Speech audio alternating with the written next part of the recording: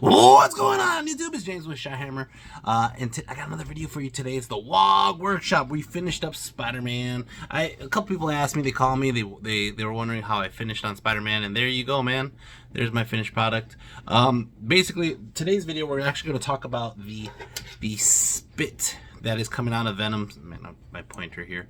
The spit coming out of Venom's mouth. That's actually what we're going to go over. You're going to see it in the video playing shortly, but let me go over a couple things real quick. This weekend I went to my sister's house for her daughter's birthday, and then while I was there I actually saw my nephew Xavier. Xavier is painting his dwarf army, mainly for Mordheim. I caught him playing Vermintide, which I own Vermintide. I've never played it once. I didn't even download it. I bought it for like $3 on a Black Friday deal, saying I'll play it one day, and I never did. And then eventually, like this weekend, I was like, holy shit, this game looks fun as hell. So I decided to do so. So I played it with my nephew, not even Xavier, because Xavier plays it on Xbox and I have it on the computer. So I played it with my nephew Jose. Anyways, that's neither here or there. But if you guys are playing Vermintide, you know, me and Joe Abel have been playing it, and then a couple of our other friends have started playing it just because, why not? It's fun. Anyways, what I was walking out from the area where he was playing Vermintide at in the basement, and I was walking past his room. I could see his display of his miniatures, basically what he's been painting. I walked into his room and I decided to do a little like, let's check his art selection out. Let's see his paints. Let's see his miniatures. And that's something I'm going to bring up first before we go over how to do the spit from Venom. I'm going to talk about how do you have your setup for paint. And I had a total Breaking Bad moment, and those of you who watch Breaking Bad, you probably know exactly what I'm talking about, but where there's a scene where Walt freaks out how clean it is in the lab, and I kind of gave him shit, and you're gonna see the video on the side here. Basically, this is what he was working with. Is he had paints there, he had papers all over the place, he had stuff like that. And I know my shit's chaotic over here, but when I'm painting, I like to clean off my desk entirely, so that way, for two reasons. Number one is it creates a sense in your brain to want to paint or want to create. This is my area to create, so this area must stay clear and ready to create. And once you're creating, you can have all the shit there, but keep it clean. Okay. Number two, second thing, I try to help him paint a model. I think I did pretty well on it, to be honest. But number two is he had no light source. The light source was behind his head, and that's where a lamp would be ideal, because honestly, so I have some light coming from the windows, I have light coming from the kitchen, but this light is so important to see details that it's invaluable. This was probably like $10 at IKEA. So that was my advice to him: clean his area and to get a light source, and basically it's going to help you create more and better more often. Okay, and that's probably why a lot of you have gray armies for Warhammer, because you don't create the environment to want to paint. Okay, if you hear a bunch of noise, my dog is playing with a bone. He's been trying to chew it like right here next to me. There he goes. There he goes. He's gonna go ahead and chew it right behind me, and he doesn't care if it's on camera. Okay. Anyways, so Venom. That's what we're here talking about, okay? So basically, I'm going to go ahead and start putting up the video on the side here. You're going to see it. It's either this side or this side. I don't even know. Anyways, but what we're working with is called this stuff called Stretch Magic, which is, I mean, it doesn't have to be Stretch Magic, but it's just basically a clear string, okay? A clear string. This is used for bracelets. You can get this at Hobby Lobby or Michael's or any type of art store that you could make handcrafted bracelets. Okay, this is generally cheap. I bought a spool of it for, I don't even remember how much, maybe $5 or $10, and I will probably have this thing for every miniature I ever work with. The next thing, ooh, let me pull this down without knocking over the camera. Okay, the next thing, glass beads. Okay, these beads are microscopic, honestly. Let's see if I can get one on camera.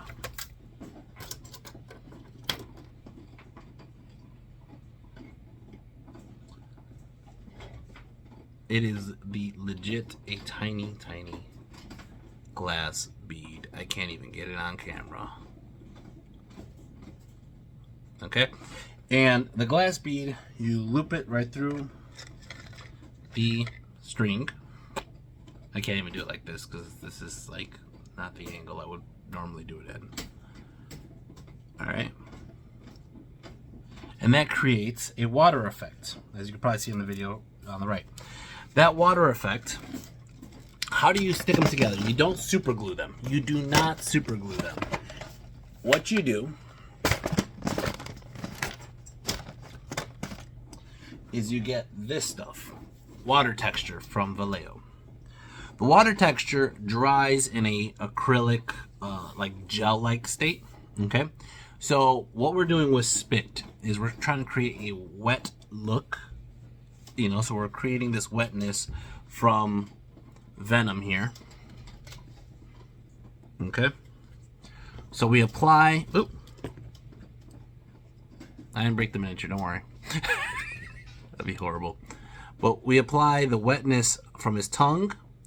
We get the bracelet wire and we stick it on 2 points. So one's on his tongue, one's up here, one's on his tongue, one's down here, right? And what I started to do was create smaller lines connecting down. In between, you can see there's a spit right there, a bubble, a bead, and another bead. So what you're doing is you're technically gluing it on with the water texture, which is creating a watery spit-like entity, right? But basically we're building the structure with it. We're building the structure. Now, once we start building the structure, we want to start creating thickness, like it's globbing. So by doing so, what we're going to do is we're going to let it dry, cure, and then we're going to add more of this. And we just kind of paint it on in a thicker spot to create thicker areas, right? And then let it dry, and then you do it again, and you do it again. I could do some right now. I could honestly do some right now. You just want to get a brush that you really don't care too much about, because that brush is probably not going to be much usable after that, right? And this is the lid I used just to destroy it.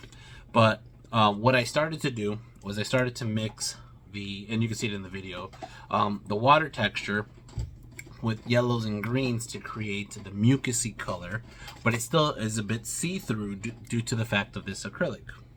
So I'm going to add some acrylic to the lid here, and all I'm going to do is create another layer so it's not so thin, and I'm going to do it on the back side, and I'm just adding some more acrylic to the wire, to the bracelet wire. Okay, and then when you have areas where the bead and the string connect, that's how you connect them, is by using the acrylic, the water texture. But I just paint it on. It looks a little white and milky. That's fine. It's going to dry clear.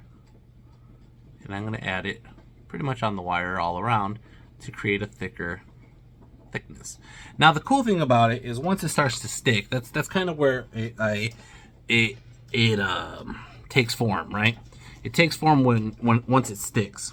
But you could create the wires to go in any direction, right?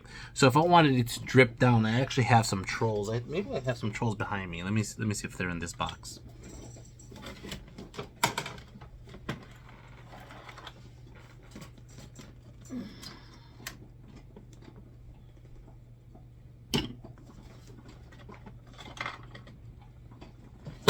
All right. So we have my miniature here, right? And what I ended up doing was I ended up doing the same thing with red. And what I ended up doing was mixing the acrylic mixture with the blood from the blood gods from Warhammer, and it created that bloody red drip. Same rules apply. I know he has a little hair sticking out of his mouth. I saw that in the camera right now. Okay, but same exact rules apply, right? What I ended up doing was I grabbed some wire, I put the acrylic on it, and I hung it down, and I put the bead at the bottom, and I stuck it with the acrylic water texture, and it basically creates that long line with the bead. Once that's there, did another one right next to it, and then I did one across in a diagonal, and I just kind of globbed it on while it just dries and basically creates a nice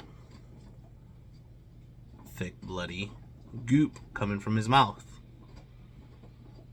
And you can see it follows the flow of, and that's what you're trying to do, is follow the flow. So in Venom's situation, since they're in motion going upwards, the spit's kind of like, you know, flying with Spider-Man. I want that to dry a little bit. All right, and then I have another example. Let's put Azag right there. All right, I got another one here, and I got my Bogatha. All right, Bogatha's a troll hag, and I gave her giant watery spit coming down from her all over. Basically, she's just full of it. Same rules apply. Use the water texture, and then even did the water texture down here on the base. So it basically kind of like is same thing too. Is I put like big beads on the bottom of the base to mix with the water, so that way it creates a, that should be more like that. Whatever, I'll fix it. But yeah, just to give you some examples. Oh, that's stuck. Just to give you some example, I just broke something, didn't I? There we go. I might as well glue that while I'm here.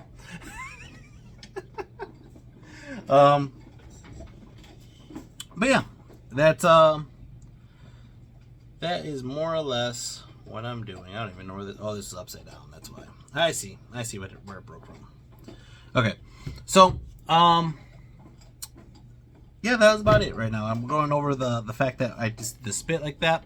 You can see it's already starting to dry. It's already starting to get a little bit clearer. I do have a little much probably right by his foot, so I'm going to just dab it with a napkin right by his mouth here, the little mouth, just to get it a little less.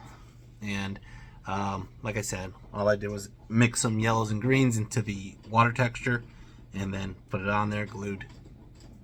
That's it. All right. I'm gonna go ahead and start doing Carnage. Carnage is the next model that I'm doing.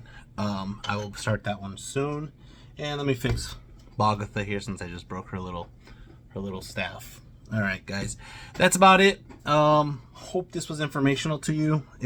It's a very simple technique. You know, wire, bead, water texture, just do it. But it creates a lot of, especially like with the Azhag, I think it creates a lot of wow factor. It also creates a different dimension to your character besides paint. It kind of creates that that wet look. It looks way better in person, more or less. And then also it really confuses people. People are like, wow, how'd you do that? So anyways, yep, there's some of my secrets. All right, guys, till next time, take care. Peace.